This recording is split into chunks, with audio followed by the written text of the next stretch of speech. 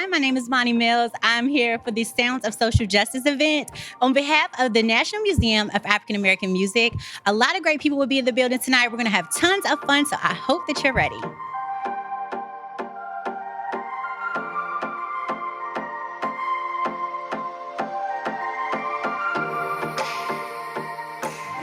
Hey, it's Monty Mills with iHeartRadio for the Sounds of Social Justice event. I am standing here with Malcolm Jenkins. How are you? I'm doing well. How you doing? I'm doing pretty good.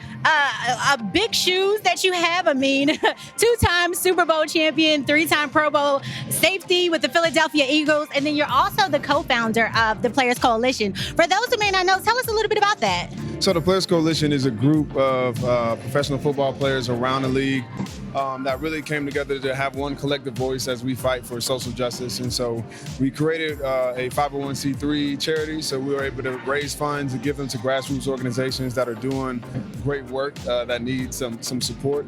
But we also created a 501c4, which means that we're an advocacy group that is able to lobby for different pieces of legislation. We go talk to politicians and the decision makers about the need to reform our criminal justice system, the need to put resources into education, as well as talking to officials that deal with police accountability and how we reform and reconcile the relationship between our law enforcement and our community. So it's completely player-driven. Myself and Anquan Bolden are the co-founders.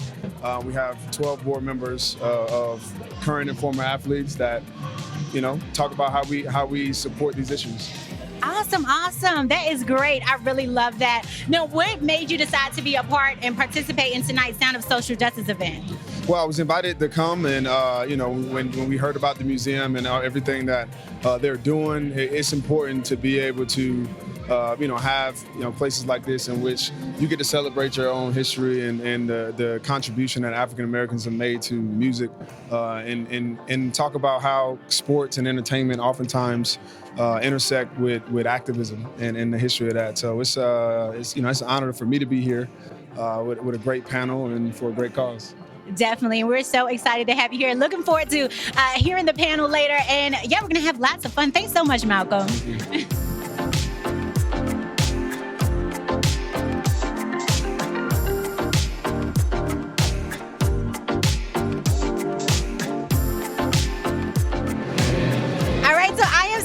Derrick Morgan, of course, from the Tennessee Titans. How are you doing? I'm good. How you doing? I'm doing pretty good. Tell me, why did you decide to participate in tonight's Sound of Social Justice event?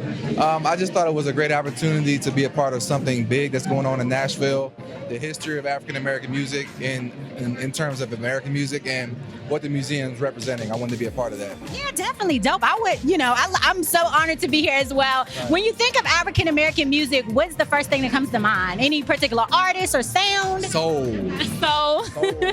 I can dig it. Yeah, I mean, just the rich history and the massive influence that African Americans have had on music in general. That's what comes to mind. Okay, well, great. Well, I know you're on the panel tonight. We are super excited to hear what you have to say and, of course, learn some education behind tonight. So thank you so much for speaking with me, and I look forward to a good night. Thank you. Hello, I am standing here with the beautiful Catherine Brewton. How are you doing today? I'm amazing. Happy to be in Nashville for this event. Yes, definitely. Well, we are super excited. For everyone who's here tonight, tell me, why did you decide to participate in the Sounds of Social Justice event? I think in the environment that we're in, I think it's important that those of us who have a platform can speak to the injustice, not only in sports, but I'm in the music business. And so you see the disparities between kind of how certain platforms of music are treating, and certainly we want to be a vehicle by which people can be heard, and certainly we could try to correct those wrongs. So I'm here to lend my voice to what I feel is a really amazing cause in partnership with the museum. Right, and speaking of platforms, tell us a little bit about yourself and what you're doing.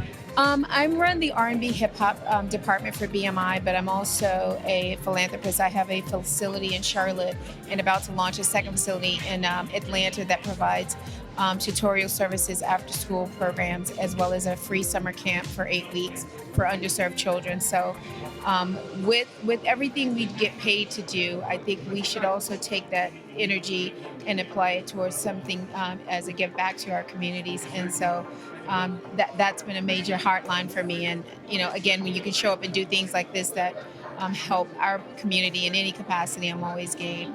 Okay, sounds good. And I just want to ask you, why does Black music matter? Black music matters because I think we have always sung and created content from a place of struggles.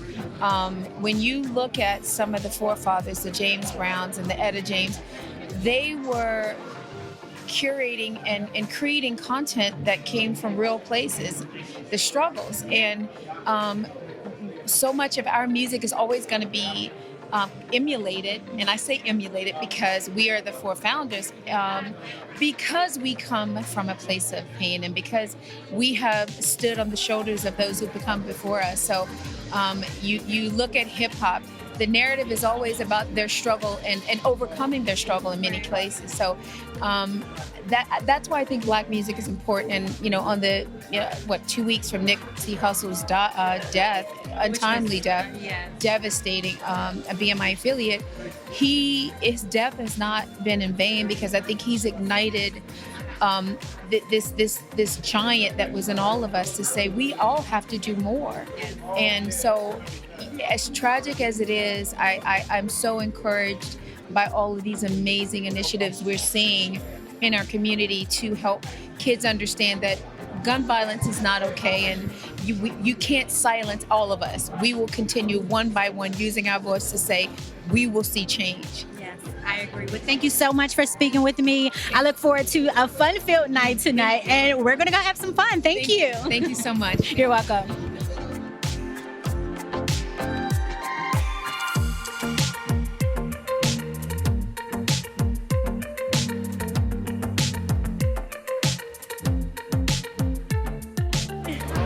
Yes, hi, I'm here with Professor Michael Dyson. How are you doing this evening? I'm doing fine, thank you, ma'am. Great to be here. Yes, definitely great to be here. Tell me, why did you decide to partner and be a part of the Sounds of Social Justice event tonight? Well, my life is about social justice. My preaching is about social justice. My teaching is about social justice. So it's extremely important to understand what role music and sports have played in progress for African American people in particular, but more broadly American society, giving us goals to strive for, ideals to articulate, aspirations to nurture, and ways in which we can act out the beliefs about democracy and freedom and justice and equality that we have either in our own particular groups or in our own minds. And so it provides an opportunity to live those ideas out loud, so to speak. So I'm always happy to participate in any organization or any group that's talking about social justice in America. Okay, and so you're moderating the panel tonight. What are some what is some information that you're hoping that we can take with us after that panel is over? Well, just to see the kind of interesting things that athletes have been doing and that entertainers have been doing to try to bring about a better day in America.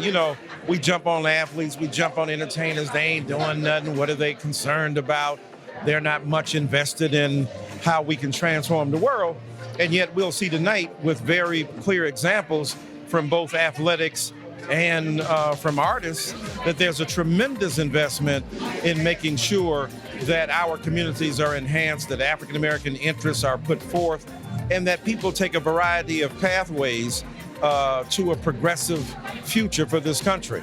So I'm happy to be here in that regard, and it's an extraordinary thing. So I want people to understand that that's what they can learn, and that wherever we are and whatever we do, we can help the cause. We can participate with our own talent and our own gift. You don't have to be an NFL superstar. You don't have to be a big time rapper or a entertainer in order to make a contribution to social justice. You can be the local person in your church, temple, or in your neighborhood organization doing a great thing. Thank you so much. Pleasure speaking with you, and I look forward to a fun-filled and educational evening. Thank you, ma'am. It's great to be here. Yes, thank you. So I'm here with with Dr. Bennett, the senior curator for the National Museum of African American Music. How are you doing? Oh, I'm doing fabulous. This is such an exciting night for us. What are you looking forward to most about the night? What I'm looking forward to tonight is the panel in which Dr. Michael Eric Dyson is going to moderate, and I'm going to be a panelist. And also, the curatorial team, which I am part of, has some artifacts on exhibit. So I hope that the public will go by and see some of those. In addition, Malcolm Jenkins also has something on display as well. Okay, so let me ask you this. Why do you feel it's important to honor the legacy of African American music?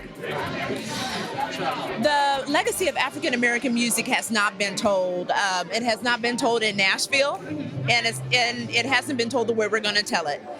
So we're going to tell the story that interweaves history, interweaves music, interweaves art, all kinds of expressions that our culture is known for. So it will be quite a treat for the city. Sounds great. Well, thank you so much for speaking with me, Dr. Bennett. All right. Yeah, hi, so I am standing here with Henry Hicks, the CEO of the National Museum of African American Music. How are you doing tonight? I'm doing great. Excited to be here. Oh my goodness, and we're so excited about this event. Tell me, what are your expectations for tonight? Well, I expect we'll have some good conversation, talking about social justice and the role that music plays and bringing important issues to the forefront. But we're going to have some fun, too. We got some signature cocktails. We got some art to auction. You hear the music banging in there, so we're going to have a good time. Yes, definitely. Well, thank you so much for talking to me. I look forward to tonight. Absolutely. Thank you. All right, so I am here with some amazing, talented people. I have Louis York and also the Shandellas. How are you guys doing? We're doing great. We're good. Great. Tell me, why did you decide to be a part of the Sounds of Social Justice event tonight? Well, first of all, we are the Sounds of Social Justice. Okay, So that's right. the music we're doing that we're putting out right now is about change, about growth, about loving yourself, about pushing things forward.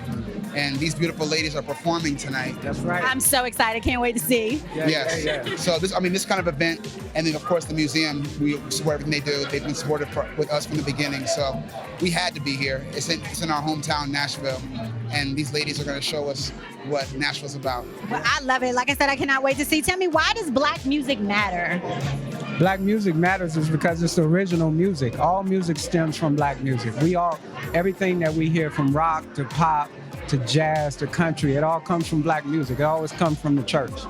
Okay, all right. And ladies, if I can get one of you to tell me, what can we expect from your performance tonight? Well, we're doing something that we never do. We're doing some originals, some music that's being released soon, but also a cover. And we chose a group that has its roots in Nashville as well, and they're iconic because they won the first Grammy ever for Best Vocal Performance. Yeah, It's a group of Black women, but you don't think of country when you think of them, but it was a country Grammy. So. Awesome. Well, we are so excited. I cannot wait to see you hit that stage. Thanks so much for speaking to me. Thank you very much.